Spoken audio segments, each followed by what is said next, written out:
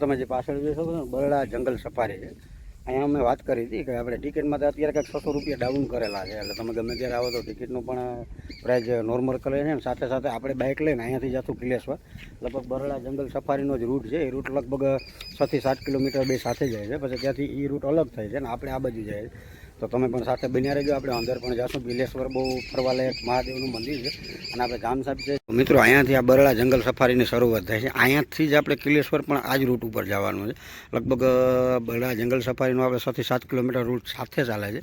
ત્યાર પછી આપણે કિલેશ્વર જઈએ છીએ અને રસ્તામાં એક ચેકપોસ્ટ આવે, ત્યાંથી બરડા જંગલ સફારી આ તરફ નીકળી જાય છે.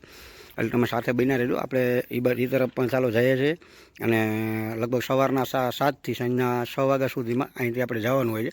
અહીંયા રજીસ્ટ્રેશન કરવાનું, કોઈ પણ આઈડી પ્રૂફ સાથે લેતું આવવાનું અને રજીસ્ટ્રેશન કરાવવાનું.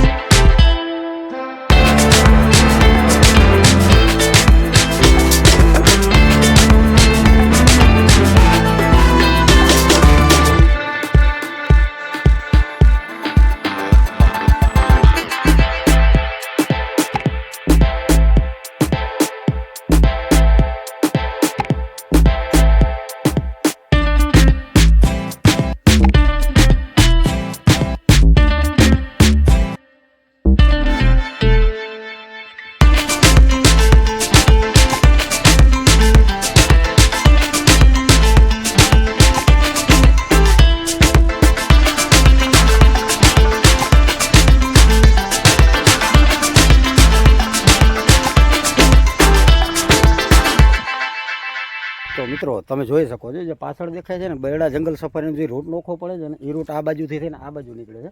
અહીંયાથી જવાનો આ ચેકપોસ્ટ છે જંગલ સફારીવાળાનો. સામે જે પાછળ જે રોડ દેખાય ને કિલેશ્વર બાજુ જાય છે. અહીં સુધી બે રૂટ ભેગા છે, અહીંયાથી બે નોખા પડે છે. અહીંયાથી લગભગ કિલેશ્વર આપણે 2 કિલોમીટર જેવું થાય છે. તમે ક્યારેય પણ આવો તો ચેકપોસ્ટથી 2 કિલોમીટર આગળ થાય છે. ચાલો હવે આપણે પાછી આગળની જર્ની કરીએ અને તમે પણ સાથે બન્યા રહ્યો.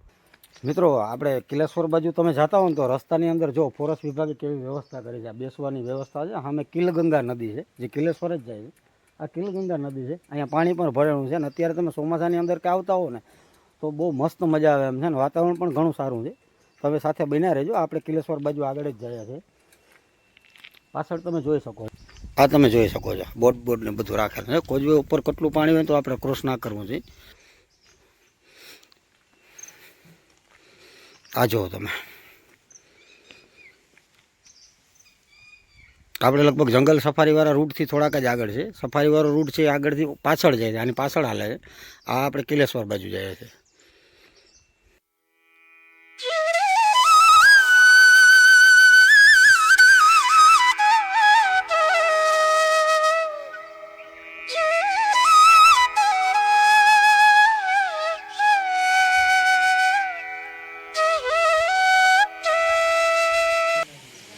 અહીં તમે જોઈ શકો છો એક મગર છે, એની બાજુમાં 2 કાચબા છે. 2 કાચબા પણ છે.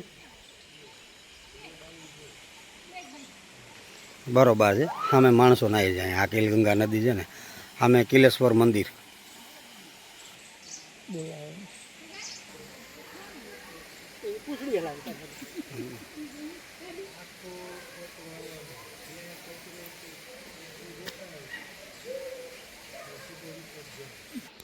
મિત્રો અહીંયા રાવણ વૃક્ષ છે. હવે આ લગભગ તમે વડ જોઈ શકો છો કેવડો છે. હાજી વડની આપણે વડવાય એટલે કે ડાળી છે ને એ નીચે જમીનની અંદર વહી ગયા. તમે જોઈ શકો છો. આનું નામ છે રાવણ વૃક્ષ.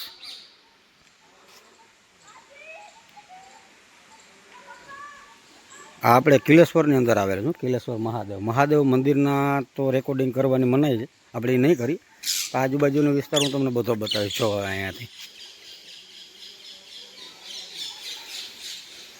સામે જે દેખાય કિલગંગા નદી છે, ઉપર કિલેશ્વર મહાદેવ મંદિર છે. આ ઘાટ છે નાહવા ધોવા માટે. એક મગર પણ મેં તમને હમણાં જ બતાવ્યો. આપણે અંદરનું પણ હજી જરાક લેશું. આ ટોયલેટ બાથરૂમની વ્યવસ્થા કરેલી છે. સામે રસોડું છે. તમે કંઈ પણ સામાન લઈને આવો તો અહીંયા બનાવી પણ શકો છો. અહીંયા જમવાની ને બધી વ્યવસ્થા છે. અહીંયા તમે આ બધું પણ જોઈ શકો છો. આ બાજુ તમને જંગલ કેટલું છે. આપણે જંગલ લગભગ બરડા જંગલની અંદર છે. 12 કિલોમીટર અંદર આવ્યા છીએ આપણે. તમે બધા એના કિલેશ્વરની અંદર તમે બધા નાતા હોય એ વિડીયાની તો તમે ઘણું બધું જોયું હશે. આ કોઈ એક્સપ્લોર નથી કરેલું, હું તમને કરી દઉં, તમે જોઈ લ્યો.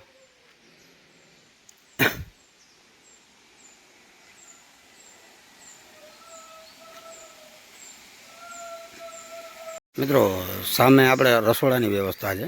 આ રસોડું છે ટૂંકમાં, આખું રસોડાનું છે. સામે ટોયલેટ બાથરૂમ માટેની પણ વ્યવસ્થા છે.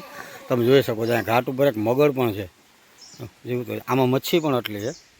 મચ્છી, કાસબા, ઘણું બધું છે. અને સામે માણસોને નાહવા માટે કુંડ બનાવેલો છે. તમે જોઈ શકો છો ને, પાછળ કિલેશ્વર મહાદેવનું મંદિર છે. અંદર બાપુ થતું વિડીયોગ્રાફી કરવી લાભ નથી, એટલે આપણે નહીં કરીએ. આ તરફ બાપુનું રહેવાનું છે બધું. આ તરફ આખો ઘાટ છે કે જ્યાં આપણે નાહી શકીએ અને રહી પણ શકીએ. એ આ તરફ છે.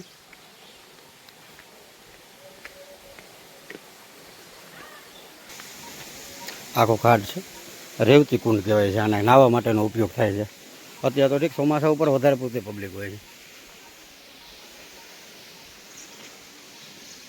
આ આપણે પાછળથી લીધું. પાછળ સામેની સાઈડમાં જામસાબ બાપુને રહેવા માટેનું છે. ફોરેસ્ટની અંદર આવેલું છે આ બધું.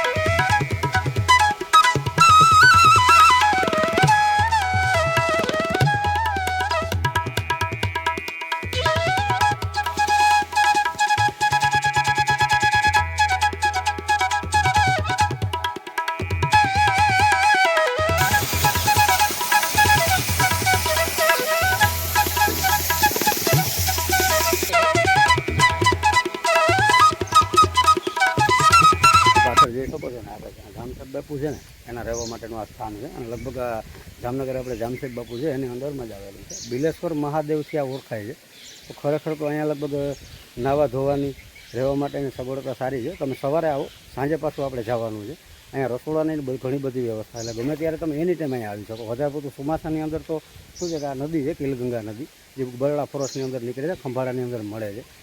હવે અહીંયા આવવાનો સમય તો તમે ગમે તે ઉનાળાની અંદર આવશો તો તમને વધારે વ્યવસ્થિત મજા આવશે, કેમ કે જંગલ વિસ્તાર છે. એટલે અહીંયા આપણે રહેવું કરવું ને બધી બહુ વ્યવસ્થિત છે. એટલા માટે તમે ગમે ત્યારે આવી શકો છો. અને લગભગ આપણે રૂટ બરડા જંગલ સફારીવાળો રૂટ છે, રૂટ ઉપર જ આવવાનું છે 7 કિલોમીટર. અને બરડા જંગલ સફારી છે અંદર જાય છે, કિલેશ્વર મહાદેવ આ બાજુ આવે. અને જમવાની વ્યવસ્થા નથી, જમવાનું આપણે સાથે લઈ આવવાનું છે. અને અહીંયા લગભગ તમે સવારના આપણે ફોરેસ્ટની નારી કોઈ પણ આઈડી કાર્ડ લઈ આવવાનું. આઈડી કાર્ડ ત્યાં બતાવશો એટલે તમને કહેશે કે તમે સાંજે 6 વાગ્યા સુધીમાં પાછા અહીંયાથી નીકળી જાય, એટલે આપણે જઈ શકીએ. અહીંયા ઘણી બધી વ્યવસ્થા સારી છે. આ કુદરતના ખોળે જ બધું બનાવેલું છે, બધું કુદરતના ખોળે જ છે, એટલે તમને મજા પણ આવશે. આ નદી પણ તમે પાછળ જોઈ શકો છો. તમે જે પાછળ જોશો ને, આ બધું આપણે જામસાબ બાપુનું રહેવા માટેનું છે. અહીંયા લગભગ બરડાની અંદર છે 12 કિલોમીટર. આપણે જે ભાણવડ પોરબંદર રોડ છે ત્યાંથી 12 કિલોમીટર અંદર જંગલની અંદર આવેલું છે. ચારે બાજુ લગભગ પહાડ જ છે આખા, એને વધારે આ બધું બનાવેલું છે. અહીંયા વ્યવસ્થા ઘણી સારી છે આવવા માટે, દર્શન કરવા માટે. એક મંદિરની અંદર કે બાપુ રહે છે ત્યાં કંઈ વિડીયોગ્રાફી અલાઉડ નથી, એટલે આપણે નથી કરી. બાકીનું સારું છે. તો હવે પાછું આપણે આગળ જઈએ અને એ બાજુ પણ હું તમને બધું બતાવીશ.